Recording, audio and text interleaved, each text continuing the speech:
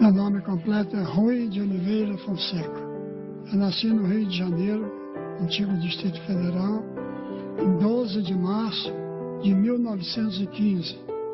Nasci numa fazenda chamada Boa Esperança, perto da estação de Sobradinho, uma estação abaixo de Matias. Antônio de Pádua Inhã. Nasci em Rio Novo, na cidade de Rio Novo, ao 26 de setembro de 1925. Fidelcino Filgueira de Matos, nascido em 22 de abril de 1922, na cidadezinha, no nome de Maripá de Minas. Meu nome é José Maria da Silva Nicodemos. Eu nasci no distrito de Araci, município de São João de Nepomuceno, Minas Gerais.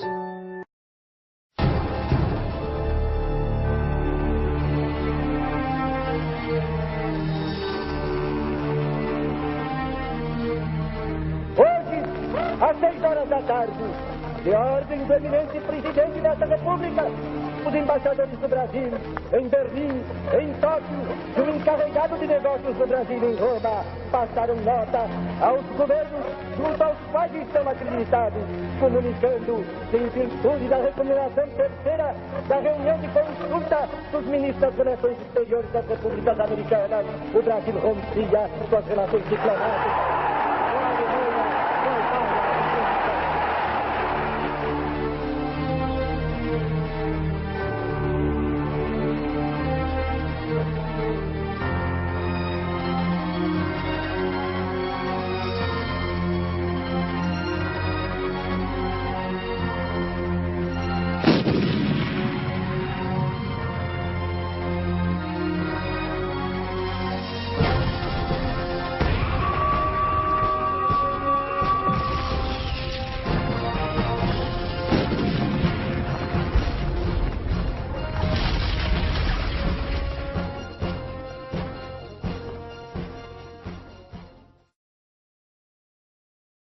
Não existia estradas de rodagem, né?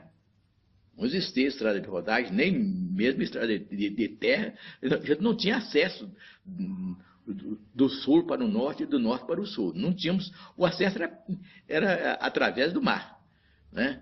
Então, por isso é que os alemães aproveitaram disto e afundaram os nossos navios. Foram atacados 32 navios mercantes brasileiros em nosso litoral, que foi uma ofensa muito grande ao povo brasileiro. Nesses 32 navios, morreram 975 tripulantes e passageiros. Havendo perdas humanas, vamos dizer, foi atingido o orgulho nacional. Perdas humanas que foram, como é que se diz, ceifadas sem nenhuma possibilidade de, vamos dizer, de revide. Com isso, os estudantes foram à rua, aqui em Juiz de Fora mesmo, como no Rio de Janeiro, e exigiu que o governo declarasse guerra aos alemães. O povo, então, reagiu violentamente e, principalmente influenciado pelos estudantes da época, inclusive eu, que era estudante na época também, né, promovíamos comícios, promovíamos passeatas de apoio ao Brasil, que ele tomasse uma medida de represália contra esse afundamento que finalmente estavam matando os brasileiros. Eu acho que o nosso presidente não tinha vontade de mandar tropa, porque ele era ditador também, não é verdade? Mas aí o povo revoltado e pediu até que forçou ele a entrar no Brasil na guerra.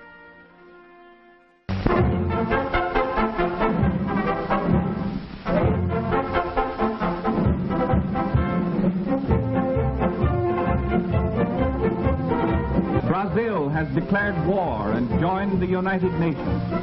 Just what does this mean to the people of the United States and to our fighting allies? Brazil brings much to the Allied cause. Not only the weight of her resources and manpower, but the militant spirit of her people and the reaffirmation of her friendship for the people of the United States. A friendship which we welcome with gratitude and which shall never be forgotten.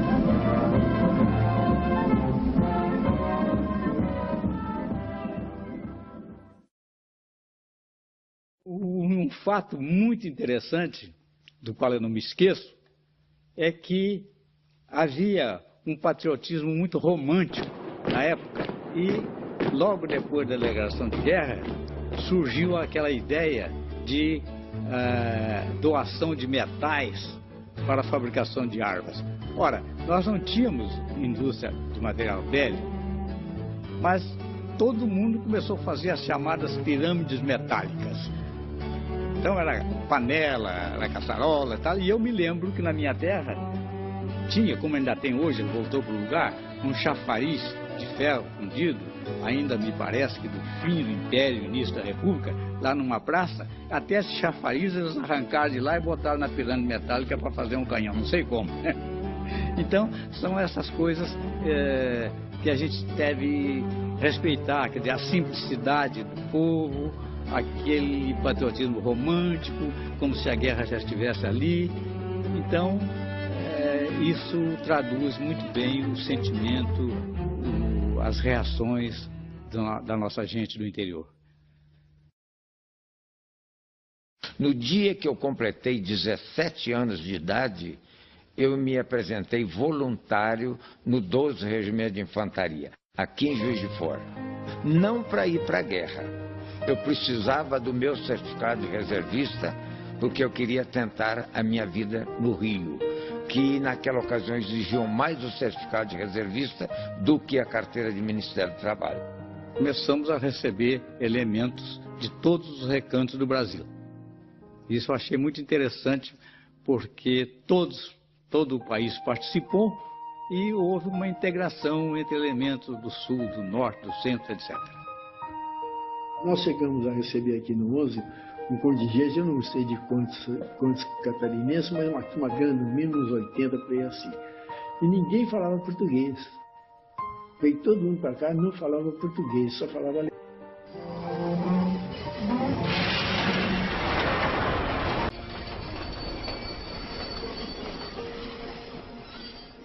Lá nós tivemos lá em torno assim, uns 6 meses, né, organizando lá para depois ir para o Rio. Depois de mais ou menos 6 meses nós fomos para o Rio. Lá no Rio que nós tivemos instruções no campo de Gerecinó e tiro real.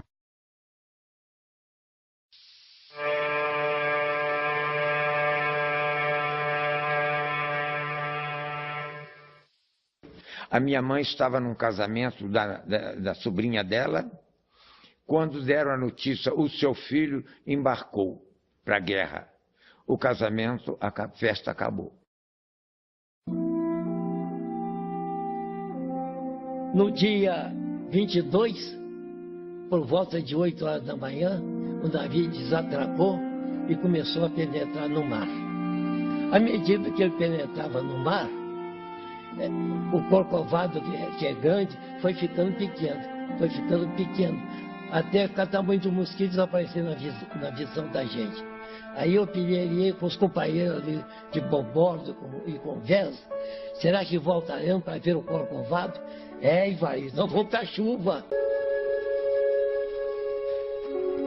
Aí nós fomos até o Estreito de Gibraltar. No Estreito de Gibraltar, entramos no Mediterrâneo e chegamos a Nápoles. Em Nápoles, descemos desse navio grande e passamos para as barcaças de invasão, que nos levaram de Nápoles a Livorno. E Livorno, por via terrestre, até a região dos acampamentos.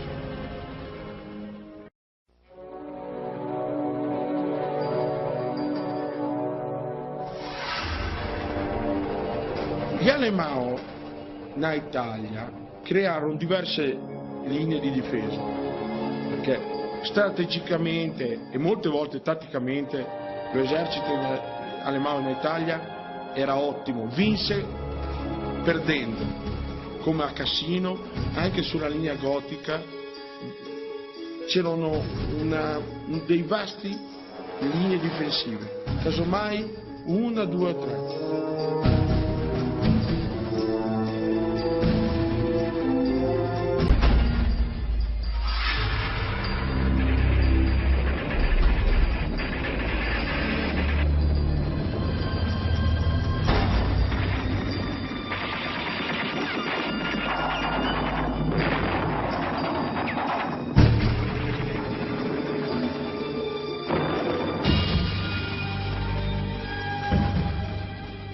o capitão Hugo de Andrade Abreu pôs a companhia em forma, próximo à porreta, e despediu de seus soldados, desejando a eles que cumprissem com o seu dever.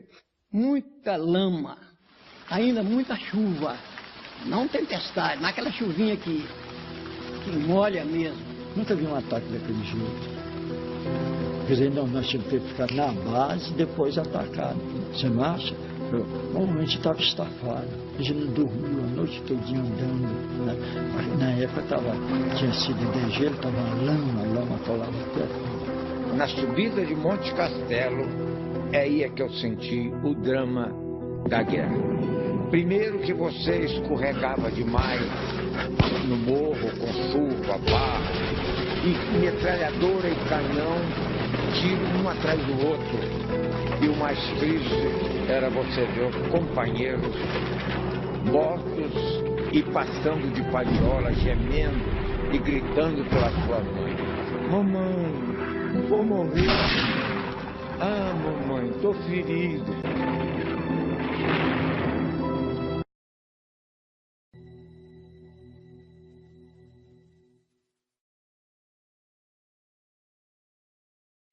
Havia batalhões negros, havia um regimento de negros, só os oficiais eram brancos.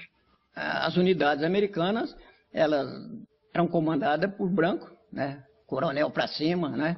Mas é tudo preto, não tinha mistura nenhuma. E eles, americanos, quando perceberam aquilo, os escuros ficavam bravos, falavam, e a gente entendia o que eles estavam falando. Por que os brasileiros eram assim e eles lá, né?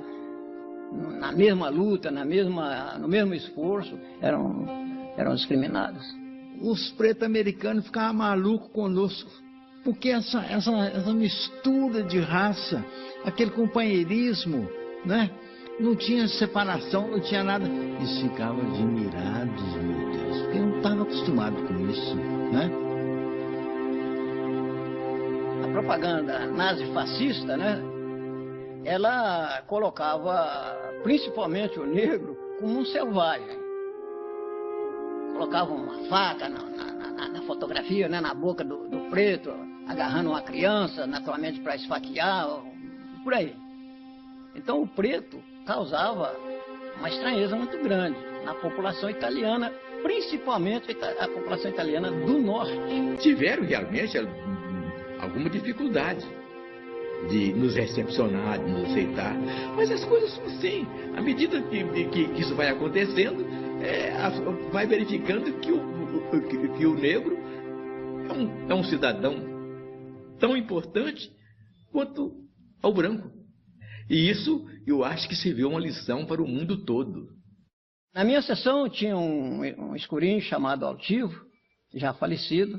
Naquelas avançadas em direção ao norte, regiões inteiramente novas para todos nós o colocávamos sempre perto de mulheres italianas, de crianças italianas, e alguns, sinceramente, não estou mentindo, alguns chegavam até a passar a mão no rosto dele achando que aquilo era uma tintura. E aquilo era uma farra, ele ria, todo mundo.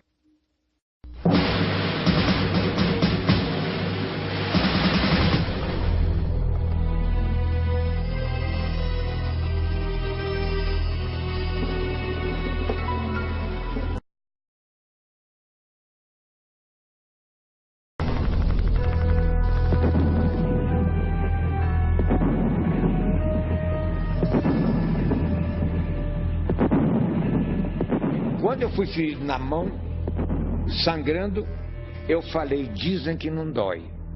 Eu olhei o meu corpo se tinha mais algum rombo, né? Ou assim, mais ou menos, passei a mão, não tinha nada. Então eu rastejei até a casa-mata dos alemães. Então arrastamos outros companheiros feridos e Luiz Estevão, um paranaense, um homem maravilhoso, um amigo formidável, levou um tiro na cabeça, no capacete dele e morreu na minha frente com a metralhadora dele.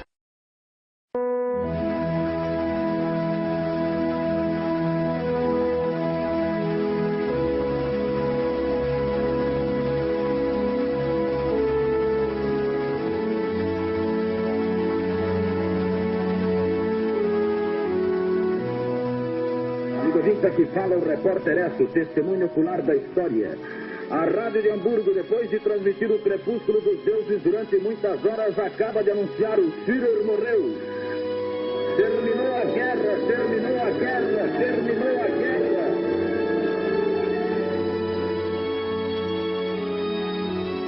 Eu tinha uma promessa comigo, quando descer na terra brasileira, beijar o solo brasileiro. E fiz. Não foi filmado, não tiraram meu retrato, porque eu não fiz para isso. Eu fiz aquilo que minha consciência me pediu. Eu quero beijar o solo brasileiro. E fiz em pleno Cais do Porto. Agora, o desfile foi uma coisa muito linda. Nossa Senhora, parecia que a população daquela época do Rio de Janeiro estava toda na rua. Homem, mulher, criança, velho. As famílias, as senhoras, as moças, agarrando a gente.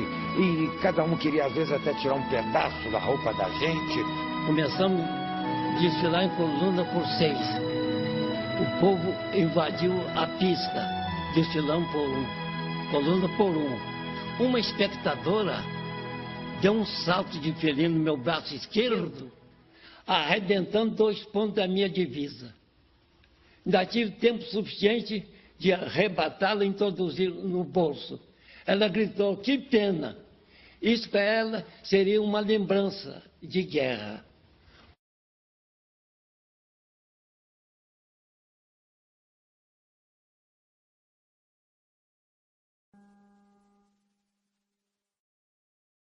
Você precisa ver qual é que a cidade onde houve a rendição da Alemanha ao soldado brasileiro, o prefeito, ele de faixa, na frente dos veteranos, pela rua da cidade, mostrando o soldado brasileiro ao povo. E depois, em Fornovo, nós ficamos no palanque, o povo lá embaixo, dia de semana. Não é domingo nem feriado, não.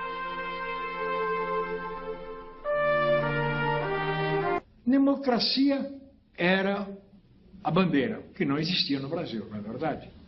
Não existia, mas era a bandeira. E que nos valemos dessa bandeira quando voltamos. Tanto que fincamos ela aqui e o ditador foi mandado embora, não é verdade? Mas, nas minhas palavras finais, eu quero render uma homenagem a todos aqueles que combateram na guerra no Exército, na Marinha e na Aeronáutica. E descendo na escala, aqueles companheiros da Força Expedicionária Brasileira. E descendo mais na escala ainda, aqueles com os quais eu tive a honra de combater. O 2º Pelotão de Fuzileiros da 8ª Companhia de Fuzileiros do 3º Batalhão do 11 Rio. Muito obrigado.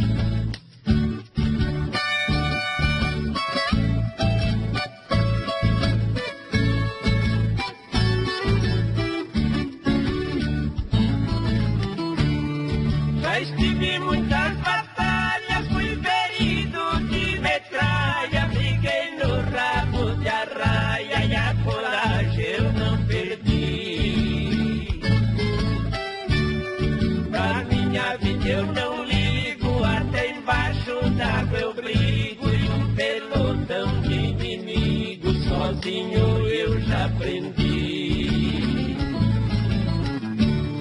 Eu pago pra não brigar, mas depois que eu entrar, eu pago pra não sair.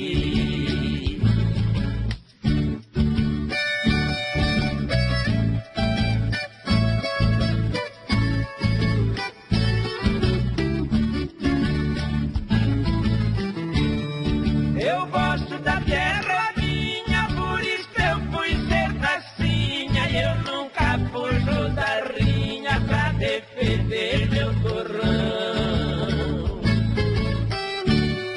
Pra pegar no pau furado não precisa ser estudado, basta ser disciplinado com fibra e coração.